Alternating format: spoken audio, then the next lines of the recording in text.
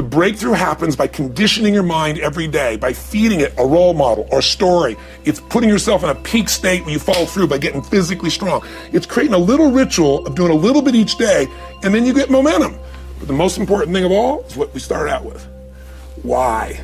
Absolutely. Why is it a must for you? It doesn't have to be you're against the wall, but it has to be something you're hungry for, because the only difference in people is hunger. And if you're not hungry, get around people that are hungry and something will hit you. You watch a conversation, you get around people that are doing better, and all of a sudden you start going, my life sucks. I remember I went to a guy in LA. He's one of the most multi-billionaire guys, I'll never forget. And I lived in the Del Mar Castle, and I was really proud. That was like the symbol of me having taken myself from being poor to providing for my family this great place. It's built from castles in Europe overlooking the ocean, not far from you. And I went to this guy's house. He's a billionaire. He took me down to his wine cellar. And I don't even drink wine. Went through this whole thing. At the end of the night, I was depressed. I lived in the Del Mar tenement, as far as I was concerned. I really was. I was like, I live in a crappy place, and all my standards changed. All of a sudden, I wasn't willing to settle for living that. All of a sudden, my back was to the wall in a different way, because as a man, I knew I was capable of more. So people can change their standard by getting around where it's better. People can change their standard by getting associated with what's true, like the bills they got to solve, the problems they got to do it. Or they can do it because they're excited, because it's something new they want to take on. Everyone's different, but they got to find the why, and they got to come up with some daily rituals to get them going, and just do a step at a time. That's where you get momentum. I think, first of all, I want to make one thing clear. The quality of your life is the quality of where you live emotionally. Like, we all have a home. Angry people find a way to get angry, even if their life doesn't have anything to be angry about. We can always find it. Sad people find a way to be sad. Caring people find a way to care for other people. So one thing that identify is, where are you living? What's your home? What's your habit? And then the way to change it is, when I was homeless, literally on my own, just getting started, I didn't have the internet, but I decided I had to go to a library and I had to feed my mind. And I always tell people the first stage is, weeds grow automatically. One of my teachers taught me, he said, every day stand guard at the door of your mind and feed it something good. Because if your worst enemy puts sugar in your coffee here, you're fine. If your best friend by accident trying to help you puts some strychnine, you're dead. So if you feed your mind every day, 30 minutes a day of reading something, hearing something. Second, you got to strengthen your body. And the reason, Pierce, is fear is physical, right? So is stagnation, so is numbness, so is sadness, so is rage. And when you go in and change your body by an intense workout or a run or even an intense walk, and the blood's flowing through you, science has shown it instantly changes your biochemistry. And now your mind and body are working together. Third thing, all these people did in common, if you watch, they found a mission bigger than themselves. Yeah. Something that they wanted to aspire to that was worth more than their pain. And then the fourth thing is, you got to find a role model. You heard it with Nick. Almost everybody finds a role model that makes it real. I was with Warren Buffett and with Sarah Blakely, the youngest billionaire. We did this round table about the future. And when you listen to this woman, when women meet her, they don't just love Spanx, her product that made her a billionaire. They love this woman because she's a role model of what's possible. Yeah. When you get a role model, it becomes real to you if you get a plan, you get a goal plan, and you take massive action. And the last step, number 5, there's always somebody worse off than you are. I don't care what you've done. So if you can go help somebody worse off, it puts your life in perspective, and it also reminds you life's not about me, it's about we. I always tell people, the secret to a great life, the secret to living is giving. And when you realize there's something in you still to give, even if you lost your legs, even if you've been through a horrific financial situation, your life can improve, but more importantly, you'll have a meaningful life because your life will contribute to other people. You think about the first thing that determines whether you can do something or not, and I put that in this first box at the top here on the left side, it's potential. Like, what's the potential of a human being? Like, when you guys started, you proved something no one had done in history. You ran the 4-minute mile, right? For golly knows how many centuries, they're trying to run a 4-minute mile. Roger Bannister does it. How did he do it? Do you remember? You did it in this industry, right? You made $1 million in a day. No one had ever done that in history, right? After you did it, a bunch of other guys are doing it because it became possible. Roger Bannister didn't just go physically practice. He made a shift in his head. He practiced in his head because he could never achieve it physically, so he had to change in his head first so that the result became certain enough he believed it, and then his body got him through. After Roger Bannister ran that 4-minute mile, within 2 years, 37 people ran a 4-minute mile. Wow. When no one in history had ever done it. Now here's how it works. The potential for anybody getting your product is extraordinary. They can do what you've done as much, more or less. They can do whatever they want to do. The potential's there.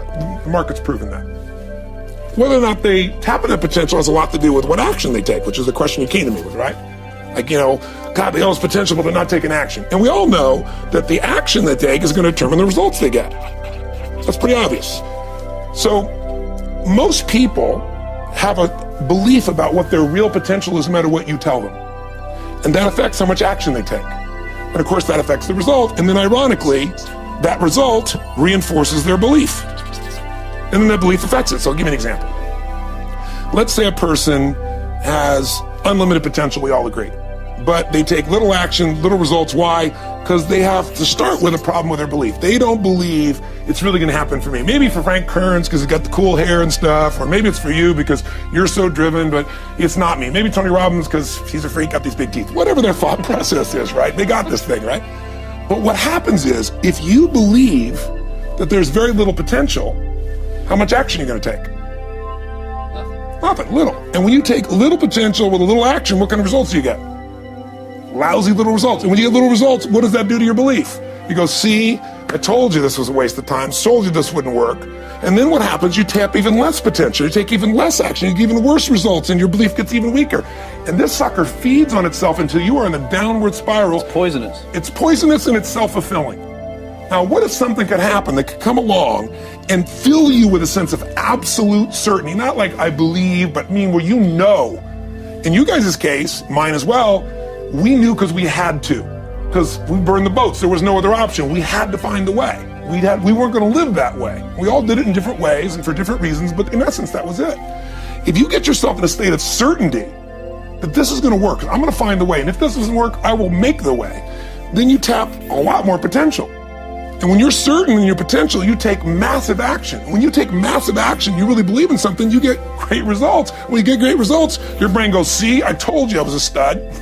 I told you this thing would work out. Now you're even stronger. You tap more potential, take greater action, greater results. That's how you went from $300 in a week to $2,500 in 5 days to $100,000 in a month to $1 million in a day. Same thing with you. And we get momentum. That's why the rich get richer and the poor get poorer. Now some people go out and they go, well, I'm going to take a bunch of action. All right, I'm going to open this product. I'm going to try it. And they'll say to you, I even did it. But it's like a salesman who goes and knocks on the door, and he knocks on 100 doors and says, you don't want one of these, do you? Yeah, exactly right.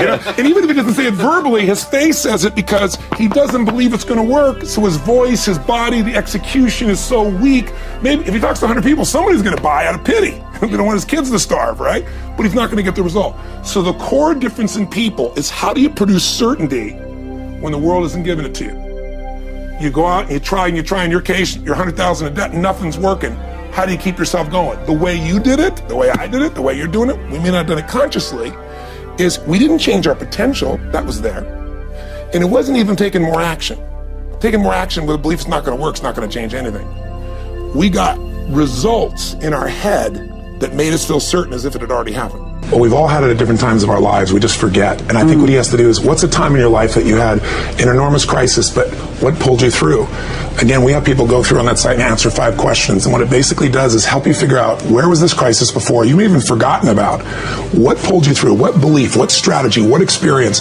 Who helped you? What triggered you? And then what did you do that made that shift? But I would also say, remember one affirmation, if you would, in your mind and your body. Own the fact that money is not your life. This is just money. I mean, when I was told I had a tumor in my brain, later on, years later, when I thought I might lose my wife to cancer, I'm going to tell you something, money doesn't matter at all. But when we get focused on what matters most, we're there. So I mentioned earlier, getting physical is really important because fear is a physical thing. So if you sit around and think about it, not just exercise, going for an intense run, lifting weights, something that pumps the blood and oxygen through you, because when you do that, your entire psychology changes. You see the world through a different place. So I'd say it's contrast of other people's great stories, model the best that's in you. When have you been through these things before? You've been resilient if you're honest with yourself, and get totally physical and make that a ritual for you. I think the most important thing you do is get outside yourself. If you go out to try to help somebody else, we have a basket brigade and we feed 3 million people a year at Thanksgiving from all over the world. It's because somebody fed my family. When you go out and help somebody else, you realize you have no problems. You realize how lucky you are. And you feel like you have something to give. And we all need meaning in our life. We don't want to just get. The life now is about what can you give. That's what'll light you up.